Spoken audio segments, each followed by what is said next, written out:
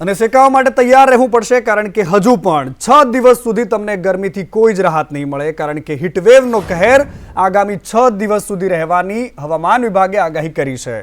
સુરેન્દ્રનગર અને બનાસકાંઠામાં 45 ડિગ્રી સુધી તાપમાન પહોંચ્યું છે।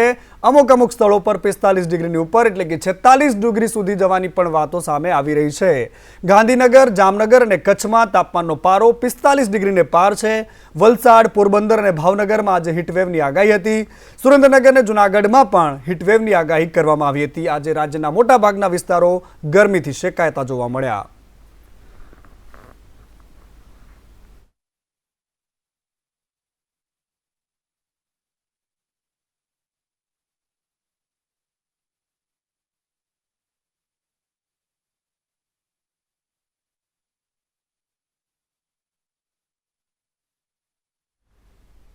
અને સૂર્યદેવ બરાબરના કોપાયમાન થઈ ગયા છે। ઉત્તર ગુજરાતથી લઈને સૌરાષ્ટ્ર હોય કે મધ્ય ગુજરાત તમામ સ્થળો પર ગરમી જબરદસ્ત પડી રહી છે।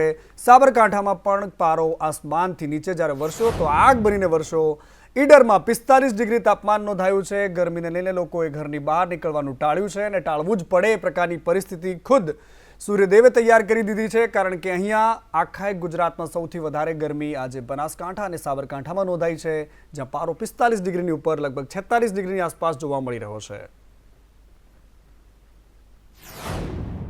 એ વસ્તુ છે કે બને ત્યાં સુધી ગરમીમાં જવાનું એવોઇડ કરજો, ખાસ બપોરના 12 થી 4ના ગાળામાં જેમાં ખૂબ જ ગરમી હોય છે। ન છૂટકે જવાનું થાય તો અર્લી મોર્નિંગ કાં તો ઇવનિંગમાં જવાનું પસંદ કરો।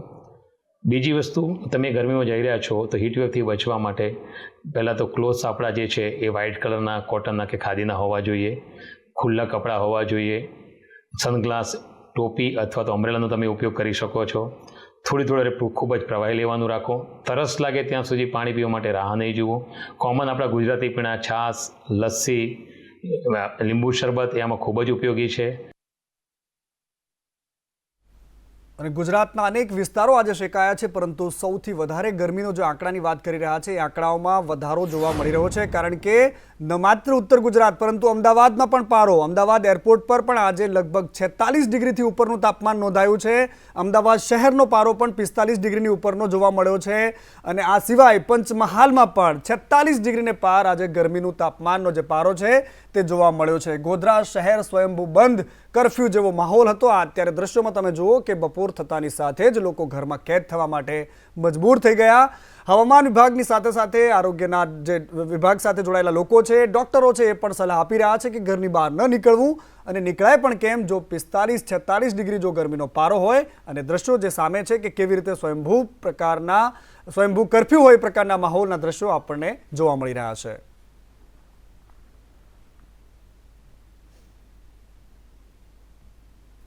અને સૌથી મોટી વાત અહીંયા એ છે કે આ વખતે ચોમાસું વહેલું આવી રહ્યું છે। આજથી ઓફિશિયલી ભારતમાં ચોમાસાનું આગમન થઈ ચૂક્યું છે। આંદામાન નિકોબારના ટાપુઓ પર ચોમાસાનું આગમન થઈ ગયું છે। ખૂબ જ રાહતની વાત એ છે। સાથે હવામાન નિષ્ણાતો પણ એ વાતની આગાહી કરી રહ્યા છે કે આ વખતનું ચોમાસું ગુજરાત સહિત દેશભર માટે સારું રહેવાનું છે। એલ નીનોની અસરના કારણે ગુજરાતમાં પણ આ વખતે ચોમાસું સારું રહેશે પરંતુ ખૂબ મોટી વાત અહીંયા એ છે કે આજથી ઓફિશિયલી વિધિવત રીતે ચોમાસાનું આગમન થઈ ચૂક્યું છે।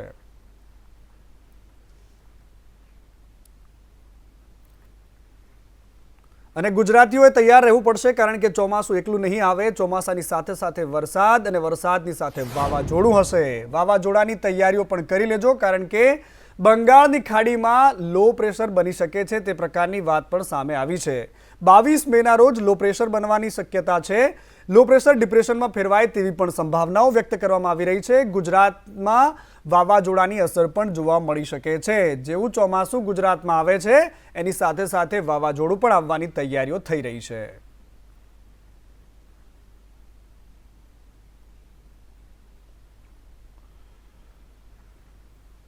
અને કવિના શબ્દો છે કે ચોમાસું આસપાસ છે અને ચોમાસું આસપાસ છે પરંતુ ખેતરો કોરા ધાકોર છે, તળિયા ઝાટક પાણીનો સ્ત્રોત છે અને એટલા જ માટે લોકો પાણી માટે અત્યારથી ટળવળી રહ્યા છે। મેઘરજના રામગઢીના ભૂતિયા કુંડીની આ જે વ્યથા છે અમે તમને બતાવી રહ્યા છે કે પીવાના પાણી માટે લોકો વલખા મારી રહ્યા છે। પાણી મળતું નથી અને એના માટે તેમને ભારે હાલાકીનો સામનો કરવો પડી રહ્યો છે। જો કે ગામમાં ઘરે ઘર નળ તો લગાવવામાં આવ્યા છે પરંતુ આ નળ માત્ર શોભાના ગાંઠિયા છે। લોકોને પીવા માટે પાણી નથી મળતું। લોકો પીવાના પાણી માટે લગભગ 1 કિલોમીટર દૂર સુધી જાય છે પીવાના પાણી ભરવા માટે। આવી બળબળતી ગરમી વચ્ચે પણ લોકોની આ પારાવાર મુશ્કેલીનો કોઈ અંત નથી। અમને કોરોના વખતે પાણીના ખાલી આલ્યું તો એક વાર તો બેના પાઇપ અમારે નથી થયા નળ બરોબર અને અમારા ઢોરા મને બધા ભૂખ્યા અત્યારે અમારે છે અમને પાણી હજી અમારે 2-3 વર્ષ થઈ ગયા મળતું નથી ને કિલોમીટર દૂર જઈએ તાણે લાવીએ તો લવાય તો લાવીએ ને કે ઢોરા ભૂખ્યા અત્યારે અમારે છે અમારા બરાબર બહુ ત્રાસ છે પાણીની પીવાની ઢોરાની મનખાની બહુ ત્રાસ છે અમારે। हाँ અમે મરવાની સાથે કહો તો ખરા પાણી માટે અનાજ માટે નહીં મરતા પણ પાણી માટે મરવાની સજ છે સાહેબ। તો અમારે અહીંયા પાણીની બહુ સમસ્યા છે। અમારા ગામની અંદર ભૂતિયા ગામની અંદર નળ લાગેલા છે હોવા છતાં બી પાણી મળતું નથી। ઢોરો માટે ત્રાસ છે પાણી પીવા માટે બી ત્રાસ છે। 1-2 કિલોમીટરથી પાણી લાવવું પડે છે અને નાવા ધોવા પાણી પીવા ઢોરોના માટે બહુ સમસ્યા ઊભી થઈ ગઈ છે। તો આપ સાહેબને નિવેદન કરીએ છીએ કે અમારે અહીંયા પાણીની વ્યવસ્થા કરે। શું પશુઓને પીવડાવે શું પોતે પીવે કારણ કે પરિસ્થિતિ એવી છે કે એક બૂંદ માટે આ લોકો ટળવળી રહ્યા છે। માત્ર અહીંની પરિસ્થિતિ નથી પરંતુ કચ્છ હોય કે સૌરાષ્ટ્રના અનેક વિસ્તારો ત્યાં પણ આ જ પ્રકારની પરિસ્થિતિ છે। ગામડાઓ તો ઠીક પણ સાથે સાથે શહેરોની પણ આ જ વાત છે। સુરત શહેરમાં પણ ભર ઉનાળે પાણીની પારાયણ છે કારણ કે ઊન વિસ્તારમાં 15 દિવસથી પાણીની સમસ્યા છે। પીવાનું પાણી નથી મળતું, લોકો વિરોધ કરી રહ્યા છે। હૈદરીનગરમાં માટલા ફોડીને લોકોએ વિરોધ કર્યો। વારંવાર રજૂઆતો થઈ રહી છે પરંતુ કોઈ જ નિરાકરણ નથી આવતું। પીવાના એક બૂંદ માટે લોકો આવી બળતી ગરમી વચ્ચે ટળવળી રહ્યા છે।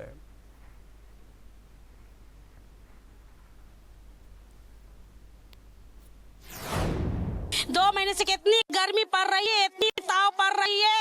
हम लोगों ने पानी नहाने के लिए तो दूर की बात है, पीने तक का पानी नहीं हम लोगों को मिल रहा है ना। ये पानी की समस्या कब तक रहेगी, कब तक हम लोग ऐसे चलेंगे कि हम लोगों को पानी चाहिए। हम लोग पानी के लिए एकदम बिल्कुल परेशान हैरान है। हम लोगों को पानी चाहिए ही, हम लोग को पानी एकदम बिल्कुल एक 1.5 महीने से पानी के लिए बहुत परेशान हूँ। बहुत पानी आता है 10 मिनट भी पानी नहीं रहता है। इंसान को 1-2 कलसी भी पानी नहीं मिल पाता, पानी चला जाता। महीने से पानी की परेशानी है। बेटा इतने परेशान है कि वह पानी खत्म हो जाता, बच्चे पानी मांगते हैं तो रोना आ जाता है कि पानी नहीं है तो कहाँ से दूं मैं पानी, किसके घर से मांग के लाऊं मैं पानी। और बच्चे ड्यूटी चले जाते तो वहाँ कहीं कहीं तोड़ के मैं बूढ़ी भी प्रेशर बढ़ता है तो तोड़ के हंडा लेके बच्चों के सबके किसी का साथ मिल जाता तो भेजता। अपेक्षा नगर कहीं कहीं जाके हंडा बूढ़ में धर के लेके आती बच्चों को पानी के लिए। ત્યાંથી કઈ જવાબ નથી દેતો કે ત્યાં મોટા સાહેબ પાસે જાઓ ત્યાં અરજી મોકલી દીધેલી છે। આજે આ લગભગ આ તકલીફ છે ને 6 મહિનાથી ચાલે છે। 6 મહિનામાં 2 મહિના પાણી બરાબર આવે, પછી 1 મહિના તકલીફ, પછી 15 દિવસ આવે, પછી 20 દિવસ તકલીફ, પછી મહિનો આવે, પછી 20 દિવસ તકલીફ, આવું નાટક ચાલે છે। અને આ તકલીફ લગભગ ને આ મહિનાભરથી વધારે છે। ઘરે ઘર નળ તો છે પણ નળમાં જળ નથી આવતું, આંખોમાંથી જળ આવી રહ્યું છે। આ પરિસ્થિતિ ગુજરાતમાં કેમ થઈ રહી છે કારણ કે દાવાઓ તો ખૂબ થઈ રહ્યા છે। ઘરે ઘર પાણીનું, નળમાં પાણી આવવાની વાતો થઈ રહી છે। આખા ગુજરાતમાં ઘર નળ સે જળની વાતો થઈ રહી છે પરંતુ આ પરિસ્થિતિ બહુ દયામણી છે, પરિસ્થિતિ બહુ ડરાવની છે। અને એટલા માટે કારણ કે આ સુરત શહેર છે જે સ્માર્ટ શહેર કહેવામાં આવે છે પરંતુ સુરતની આ તસવીર નથી। અમદાવાદમાં પણ આવો જ ઘાટ છે। અમદાવાદમાં ભર ઉનાળે પાણી માટે લોકો ટળવળી રહ્યા છે, લોકો તરસી રહ્યા છે। બહેરામપુરામાં સારાનગરમાં પાણી માટે પોકાર ઉઠ્યો છે। મેટ્રો સિટીમાં લોકો ટેન્કરથી પાણી મંગાવવા માટે મજબૂર છે। 1 મહિનાથી બહેરામપુરામાં રહીશો પાણી વિહોણા છે। અનેક રજૂઆતો કરી રહ્યા છે, તંત્રના ઠાગા ઠૈયાઓ સામે આવી રહ્યા છે, માત્ર આશ્વાસનો મળે છે। વિચાર કરી જુઓ કે જો તમને પાણી ન મળે તો તમારી સ્થિતિ શું થાય કારણ કે આ દર્દ જે ઓફિસમાં એક બેલ વગાડીને મિનરલ વોટરની બોટલ મંગાવનારા અધિકારીઓ નથી સમજી શકતા। અને એટલા જ માટે શહેર બશહેર ગામડાઓમાં પણ આ જ પ્રકારની પરિસ્થિતિ ઊભી થઈ છે।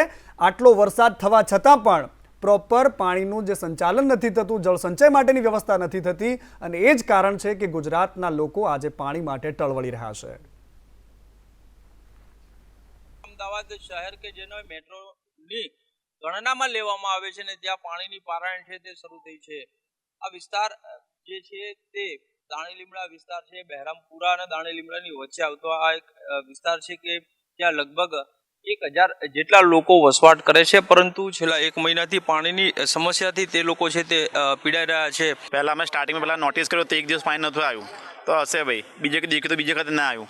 પછી એમ કહેતા આ મહિનો વીતી ગયો અને અમે છતાં તમે અરજી ઉપર અરજી કરી, જાણ પર કરી, છતાંય કોઈ એક્શન લેતા નથી। ભાઈ ટેન્કર મંગાવવામાં આવે છે, પૈસા ઉઘરાઈને ટેન્કર મંગાવીએ છીએ। 2-3 દિવસે ટેન્કર અહીંયા મધ્યમ વર્ગ છે, કોઈ પૈસાદાર પાર્ટી છે નહીં એટલે 2-3 દિવસે પૈસા ઉઘરાઈને ટેન્કર મંગાવીએ છીએ, જે નાહવા ધોવાના કામમાં આવે છે પાણી, અને પીવાનું પાણી આજુબાજુમાં ગમે ત્યાંથી એકત્ર કરીએ છીએ.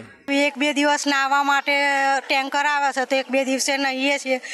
પછી પાણી પીવા માટે બી આજુબાજુમાંથી ભરી લાવીએ છીએ અને પીવાની અને વાપરવાની પાણીમાં બહુ તકલીફ પડે છે. અહીંયા આગળ બહાર જવું પડે, ઓફિસે જવું પડે, બધેથી પાણી લાવવું પડે છે. જેમ તેમ કરીને જે તે કરીને પાણી ભરવું પડે છે. પાણી નથી, કેટલી તકલીફ પડી રહી? બહુ જ તકલીફ છે પાણીની. તો સવારથી ઉઠો ત્યારથી પાણીની જ તકલીફ છે.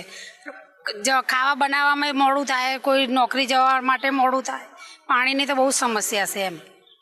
તો જે પ્રમાણે અહીંના સ્થાનિકો છે તે કહી રહ્યા છે કે પાણીની સમસ્યાથી આ લોકો છે તે પરેશાન છે અને પીવાના પાણી જે છે તે અન્ય જગ્યાએથી લાવવા પડી રહ્યા છે અને દિવસ દરમિયાન પાણી નહીં મળતા અનેક સમસ્યાઓનો સામનો કરવો પડે છે. કેમેરામેન કુંતલ મહેતા સાથે કશ્યપ જોશી, સંદેશ ન્યૂઝ, અમદાવાદ. વાઇબ્રન્ટ ગુજરાતની આ તરસતી તસવીર છે, કારણ કે શહેરોમાં આ પ્રકારની પરિસ્થિતિ જે જોઈને આપણા રૂવાડા ઊભા થઈ જાય. મહિલાઓની આંખમાં આંસુ છે. સાહેબ, વિચાર કરો કે તમને એક દિવસ પાણી ન મળે તો શું થાય. નાહવા માટે છોડો, પીવા માટેની પરિસ્થિતિની વાત છે. ગામડાઓમાં લોકો પોતાના પશુઓને ક્યાંથી પાતા હશે. એ પ્રકારની પરિસ્થિતિઓ જ્યારે પોતાના પરિવારનું ગુજરાન કરવા માટે, પશુઓને પીવડાવવા માટે પાણી નથી મળતું તો એ ખેડૂતની, એ માલધારીની પરિસ્થિતિ શું થતી હશે, કદાચ આ તંત્રના લોકો નથી સમજી શકતા. વાઇબ્રન્ટ ગુજરાતની વાતો થાય છે પણ પીવાનું પાણી પહોંચાડી નથી શકતા. આપણે પ્રસિદ્ધ યાત્રાધામ ડાકોરની વાત કરવી છે. ડાકોરના રાજા રણછોડરાયના દર્શન કરવા માટે તો લોકો આવે છે, પરંતુ અહીંયા કાળઝાળ ગરમી વચ્ચે પીવાના પાણી માટે લગાવેલો જે પ્લાન્ટ છે તે બંધ છે. પીવાના પાણી માટે હજારો દર્શનાર્થીઓ, જે અત્યારે વેકેશનનો સમય છે, રવિવાર છે, 11 હોવાથી ડાકોરમાં ભારે ભીડ હતી, પરંતુ પીવાના પાણી માટે અહીંયા ફાંફા મારવા પડી રહ્યા છે. મજબૂરીમાં આસપાસમાં લાગેલા સ્ટોલમાંથી પૈસા ખર્ચ કરીને 20-20 રૂપિયાની પાણીની બોટલો ખરીદવી પડે છે. જાણે કે કોઈ સેટિંગ થઈ ગયું હોય આ તંત્ર અને જે લોકો વચ્ચે, વેપારીઓ વચ્ચે, એવું બિલકુલ ઉડીને આંખે વળગે છે. કારણ કે ભક્તો માટે પીવાના પાણીની સુવિધા અહીંયા નથી અને એટલા જ માટે મજબૂરીમાં आसपास लोग बोतल खरीदीने पी रहा है। कि लोगों को अच्छा जल मिले, अच्छी सुविधा मिले, और यहाँ पे ना छाव की कुछ व्यवस्था है, इतनी गर्मी हो रही है, बेचारे भक्त लाखों की भीड़ आती है पूर्णिमा पे 11 के दिन, तो बस हम यही चाहते हैं कि इसका थोड़ा सा निराकरण को अच्छी सुविधा मिले। ये पानी पीने आए थे पर ये नल यहाँ पे बंद है और इतनी तोड़ जोड़ गर्मी है, पसीना बह रहा है और यहाँ पर सरकार को सुविधा करनी चाहिए पानी की, पर कोई व्यवस्था नहीं है। यहाँ की म्युनिसिपल कॉर्पोरेशन भी कुछ नहीं करती है और ये बहुत गलत बात है। પણ ત્યાં પાણી તો આવતું જ નથી અને તમારે જે યાત્રાળુઓને બહુ હેરાનગતિ છે, લોકોને વેચાતું પાણી લેવું પડે છે અને પૈસા ખર્ચી અને આ શોભાના ગાંઠિયાની જેમ છે એવું લાગે છે। અહીંયા પાણી પીવા માટે આવ્યા છે, રૂપિયો નાખ્યો પણ પાણીની કોઈ સુવિધા નથી, પાણી મળતું અત્યારે છે જ નહીં। આ કાળઝાળ ગરમીની અંદર પાણીની બહુ જરૂરત છે પણ પાણી નથી મળતું અને યાત્રિકોને જે પાણીની તકલીફ પડે છે અને સરકાર દ્વારા જે આ નિર્મિત કરવામાં આવી છે 1 રૂપિયાની અંદર જલધારા મળે એ જ વોટર ટેન્કો બંધ છે, તો યાત્રિકોને અને જે પબ્લિકને ક્યાંથી 1 રૂપિયામાં પાણી મળવાનું? તો આ બંધ જ છે, તો આ ખોટો સરકારના પૈસાનો વ્યય થઈ રહ્યો છે। शहर होय के गामडું ટેન્કર રાજ ચાલી રહ્યું છે ગુજરાતમાં। પીવાના એક એક બૂંદ માટે અનેક વિસ્તારો એવા છે કે જે તરસી રહ્યા છે, લોકો પાણી જોવે છે તો રાજી થાય છે અને એક જ દિવસમાં જાણે પાણી પતી જાય છે તો એમ લાગે છે કે આવતીકાલે શું થશે એની ચિંતામાં એ લોકો ટળવળતા હોય છે। 1-1 કિલોમીટર દૂર સુધી આવા તપતા ગરમીના બપોર વચ્ચે પણ એ લોકોએ જવું પડે છે, મજબૂરીમાં જાય છે। હવે વાત કરવી છે અમદાવાદમાં મદ્રેસામાં જે આચાર્ય પર હુમલો થયો હતો એમાં પોલીસ હવે એક્શનમાં આવી ગઈ છે। દરિયાપુર પોલીસ અને ક્રાઇમ બ્રાન્ચનું મદ્રેસામાં સર્ચ ઓપરેશન ચાલી રહ્યું છે। મદ્રેસાની કામગીરીમાં જે આચાર્ય દ્વારા હુમલો થયો હતો એ હુમલાને લઈને હવે ડ્રોન દ્વારા મદ્રેસામાં સર્ચ કરવામાં આવી રહ્યું છે। પોલીસે હુમલાને લઈને 2 આરોપીઓની ધરપકડ પણ કરી લીધી છે। દરિયાપુર પોલીસ સ્ટેશન ખાતે બાપુનગરની શ્રુતિ સ્કૂલના પ્રિન્સિપાલ સંદીપ પટેલ મદ્રેસા ચેકિંગ માટે તેમના સરકારી કામે આવેલા હતા। તે વખતે આજુબાજુના રહીશો દ્વારા મદ્રેસા ચેકિંગ બાબતે વિરોધ કરી અને તેમની જોડેથી મોબાઈલ ફોન ઝૂંટવી લીધેલ, જે બાબતે દરિયાપુર પોલીસ સ્ટેશન ખાતે રાયોટિંગ તથા લૂંટનો ગુનો દાખલ કરવામાં આવેલ। જે અનુસંધાને ફરિયાદમાં જણાવેલ 2 આરોપી ફરહાન મોહમ્મદ ઇમ્તિયાઝ શેખ અને મોહમ્મદ ફૈસલ મોહમ્મદ છીપા નાઓને ગઈકાલે સાંજે 18:15 વાગે અટક કરવામાં આવેલ છે. મદ્રેસાઓની સર્વેની કામગીરી દરમિયાન દરિયાપુરની મદ્રેસામાં હુમલો કરવામાં આવ્યો હતો. બાપુનગરની સ્કૂલના આચાર્ય પર થયેલા હુમલા બાદ આજે અમદાવાદ ક્રાઇમ બ્રાન્ચ અને દરિયાપુર પોલીસે સર્ચ ઓપરેશનની કાર્યવાહી શરૂ કરી છે. મદ્રેસાની અંદર જે લોકોએ હુમલો કર્યો હતો તેમાંથી 2 લોકોની પોલીસે ધરપકડ કરી છે. સાથે જ અન્ય જે 5 લોકો હજી ફરાર છે તેની શોધખોળ હાથ ધરવી, તે લોકો કોણ હતા. જ્યારે પ્રિન્સિપાલ જે મદ્રેસાનો ફોટો લઈ અને મદ્રેસા બંધ છે તેવો રિપોર્ટ કરવા માટે જે વિડીયોગ્રાફી કરી રહ્યા હતા, ફોટોગ્રાફી કરતા હતા, તે સમયે તેમના પર હુમલો કરવામાં આવ્યો હતો. અને ત્યારબાદ હજી પણ અમદાવાદ સહિત રાજ્યભરની અંદર જ્યારે આવા મદ્રેસાઓની અંદર શિક્ષણ અને તેને લગતા 11 જે અલગ અલગ મુદ્દાઓ છે તેની જે તપાસ કરવામાં આવી રહી છે, તેને લઈ અન્ય કોઈ જગ્યાએ હુમલો ન થાય, અન્ય કોઈ જગ્યાએ કાયદો અને વ્યવસ્થાની સ્થિતિ ન જોખમાય, તે માટે અમદાવાદ ક્રાઇમ બ્રાન્ચ અને સ્થાનિક પોલીસ દ્વારા અત્યારે છે તે તપાસ શરૂ કરવામાં આવી છે. અને આગામી સમયમાં આવો કોઈ પણ બનાવ ન બને અને કાયદો અને વ્યવસ્થાની સ્થિતિ ન જોખમાય, તે માટે પોલીસ અત્યારે આ કામગીરી કરતી હોય તેવું નજરે ચડી રહ્યું છે. કેમેરામેન સહાર રબારી સાથે જિગ્નેશ પટેલ, સંદેશ ન્યૂઝ, અમદાવાદ. અને અમદાવાદના અમરાઈવાડીમાં પણ આવી જ રીતે અસામાજિક તત્વોનો આતંક સામે આવ્યો છે. લુખ્ખા તત્વોએ એસટી બસ અને રિક્ષાના કાચ તોડી નાખ્યા છે. આંતરિક માથાકૂટ હતી અને તલવાર લઈને આવેલા લોકોએ કાચ તોડી નાખ્યા. લગ્ન પ્રસંગમાં બોલાબાલી થઈ અને ત્યારબાદ જે રોડ પર તલવારો લઈને ઉતર્યા. અમરાઈવાડી પોલીસે આ સમગ્ર મામલે કાર્યવાહી હાથ ધરી છે. પરંતુ આ લુખ્ખા તત્વોના આતંકથી અમદાવાદનો પૂર્વ વિસ્તાર સૌથી વધારે ગ્રસ્ત છે, કારણ કે આવું રોજ થાય છે. રોજ આ પ્રકારની ઘટનાઓ સામે આવે છે અને પોલીસને લુખ્ખાઓ રીતસર પડકાર ફેંકતા હોય તેવા દ્રશ્યો પણ સામે આવે છે.